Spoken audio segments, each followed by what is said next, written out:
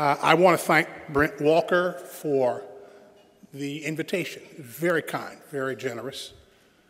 Thank all of you for being here. Thank the Baptist Joint Committee and the Religious Liberty Council for the work that all of you do and for taking the time to be a part of the events on today. We are under some particular time constraints, and so I'm going to do what most Baptist preachers do, which is take off my watch and then proceed to ignore it. But at least I have made the good faith effort to act as if I'm paying attention to the time. By the workings of providence, we are gathered on the 150th anniversary of Juneteenth. I'm not sure if you are familiar with the term Juneteenth, but it points to the date of June the 19th, 1865, when news about the abolition of slavery, which was declared on January the 1st, 1863, finally arrived in the state of Texas. For 2.5 years, Texas refused to acknowledge that slavery had been abolished, and for 2 months after the Civil War, Texas continued in the trafficking in human life. I begin with a reference to Juneteenth because there is an important connection between religious liberty and human freedom that has brought me before you today. I have the greatest admiration for the work that is done by this organization. And I come to thank you for the work that you do to remind us of maintaining the appropriate separation between the powers of the government and the polity and practices of the church. I agree with and give thanks to Stephen Prothero in his book, Religious Literacy, who states, thanks to the Establishment Clause, American government is secular by law. Thanks to the Free Exercise Clause, American society is religious by choice.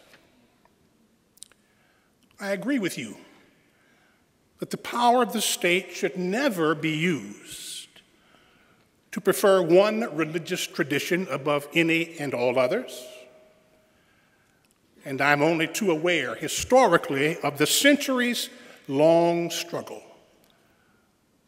of religious intolerance and the quest for religious liberty.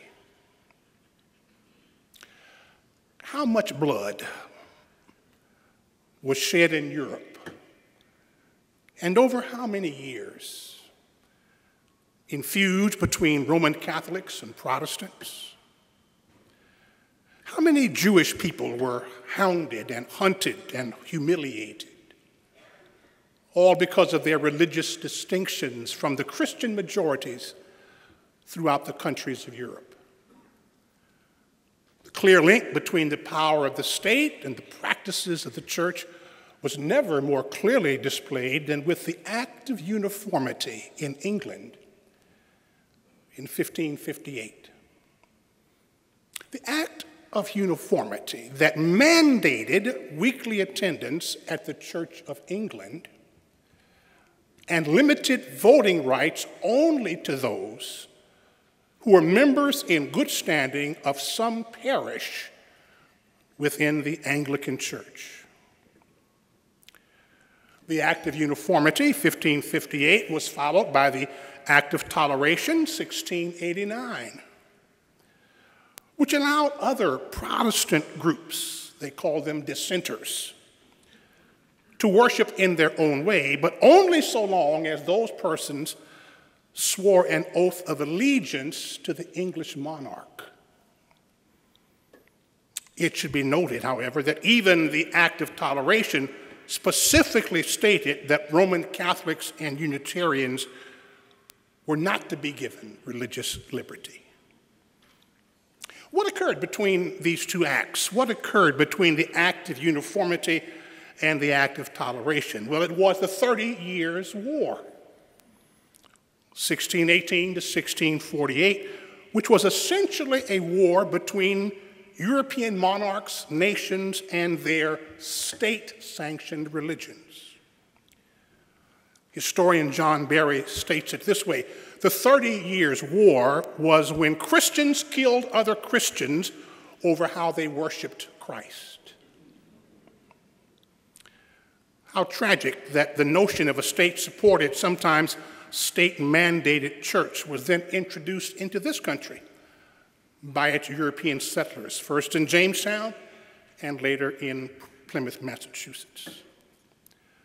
Allow me to read to you something written by Michael Meyerson in his book, Endowed by Our Creator, in describing the fate of Baptists who sought religious liberty in Virginia in 1651.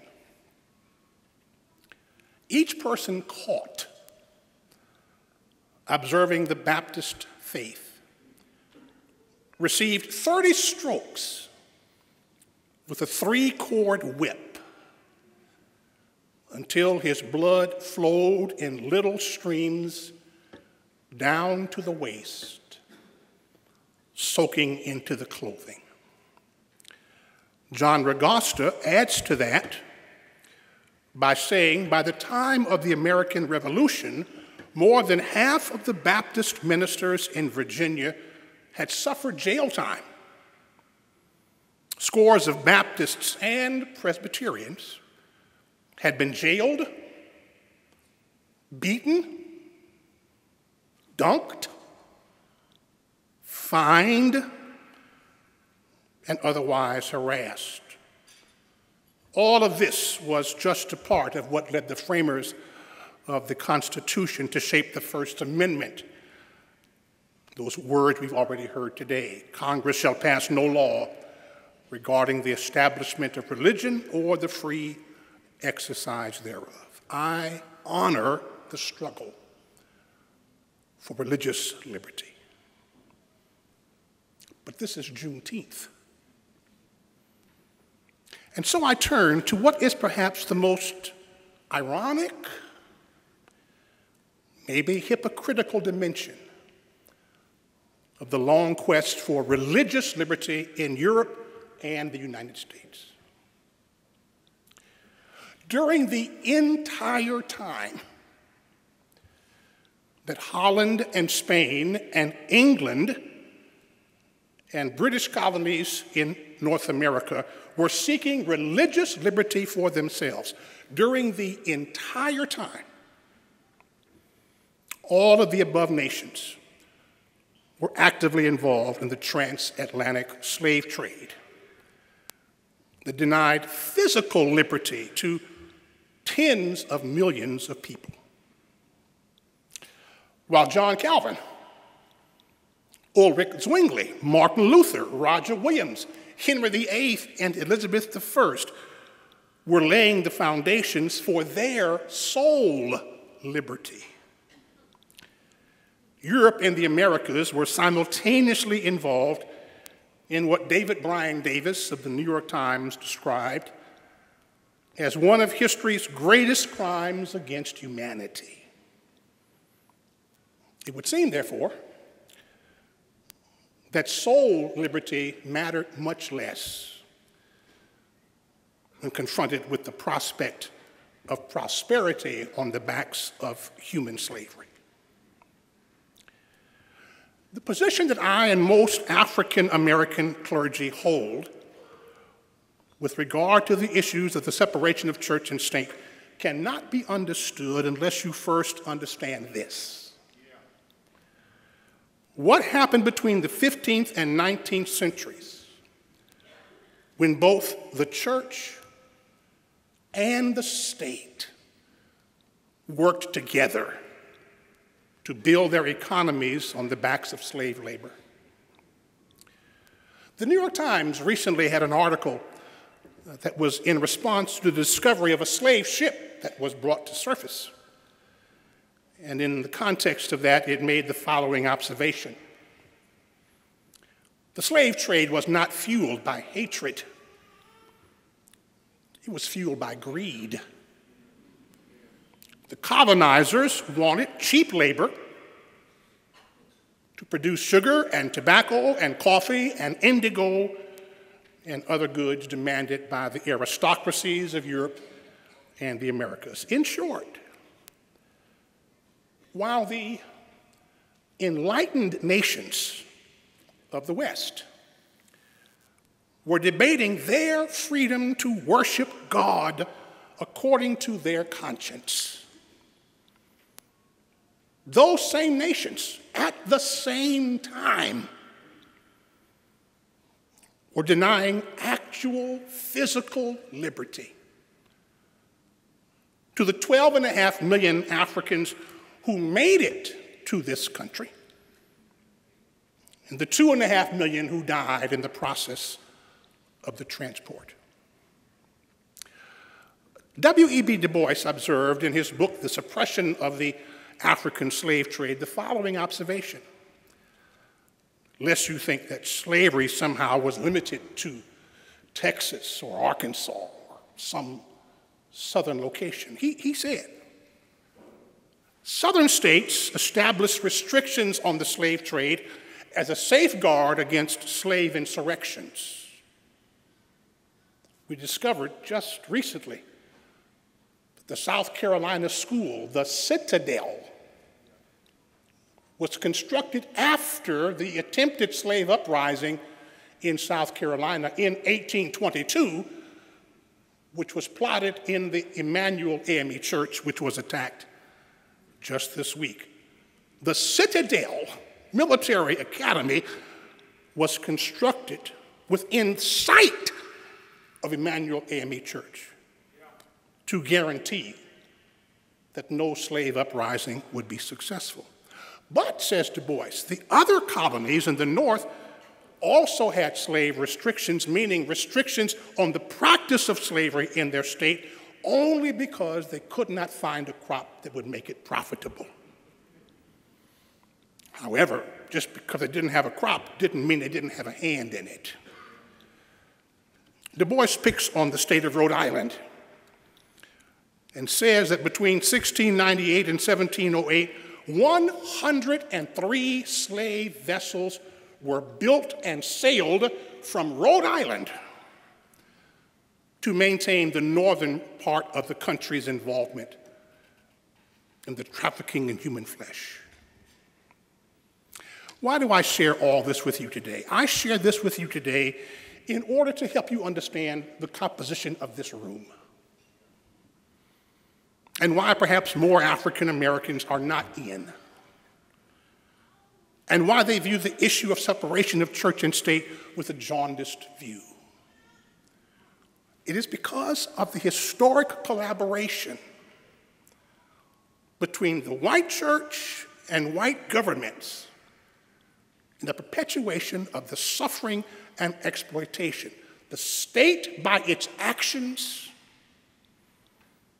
and sadly, the church by its silence. And today, while you continue to discuss religious liberty and the separation of church and state, and you should, I remind you of the letter from the Birmingham jail, written by Martin Luther King Jr. to protest the segregation statutes in Alabama. But he didn't write the letter because of that. He wrote the letter because he had received a letter from 8 members of the clergy in Birmingham telling him that his actions were wrong and should not be engaged in. Can't you wait a little longer?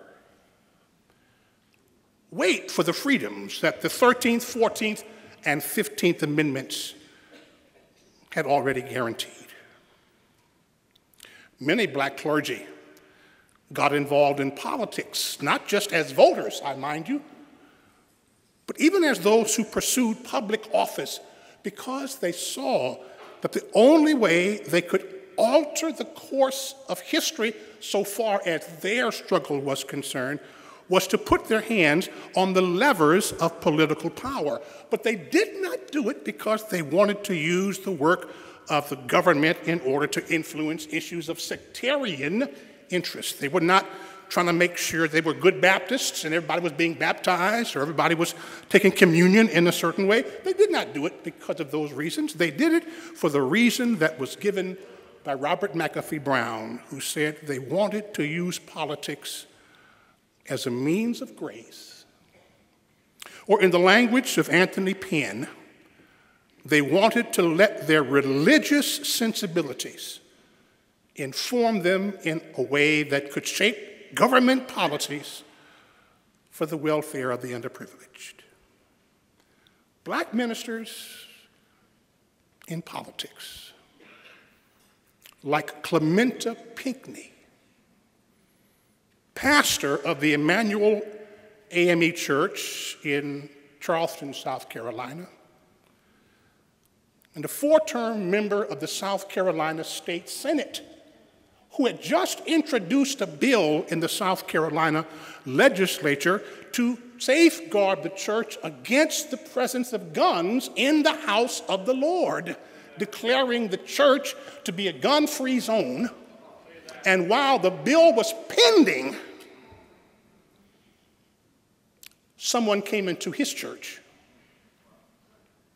and among the 9 that were shot and killed was Clementa Pinckney, pastor, state senator.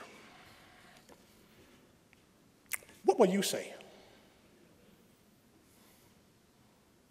about reduction in voting rights for African Americans? What will you say about limiting the program called Soul to the Polls, voting on Sundays? What will you say about no same-day registration? What will you say about voter ID laws designed to prevent voter fraud, which does not exist? What will you say?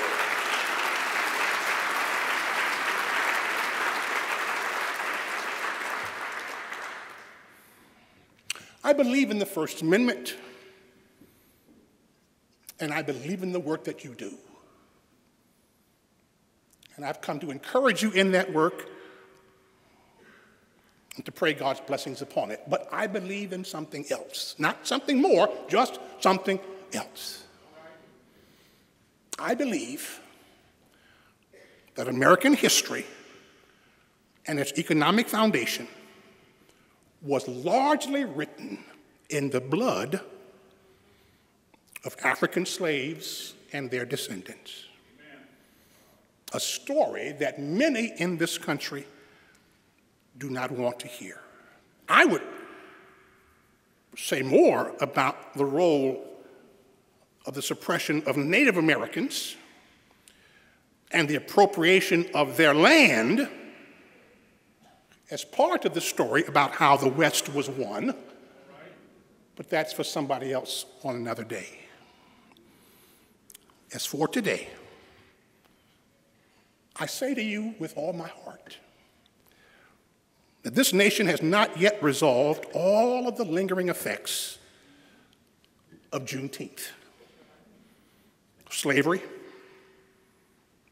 segregation, second-class status, and the presumptions of white supremacy operating in the mind of a shooter in South Carolina who said, "You are taking our country from us." Really? All 1/10 of us? When I was a college student, there was a song by Simon and Garfunkel called "The Sound of Silence." while you are speaking on the separation of church and state and your interests in the matter of religious liberty, I invite you, I implore you, I encourage you to not continue the sound of silence on the issues of injustice and inequality that go on in this country almost undisturbed. Today is Juneteenth. 150 years ago, slavery was finally ended in this country, not by any moral persuasion, but by the Union Army. But the pain goes on, as does the struggle.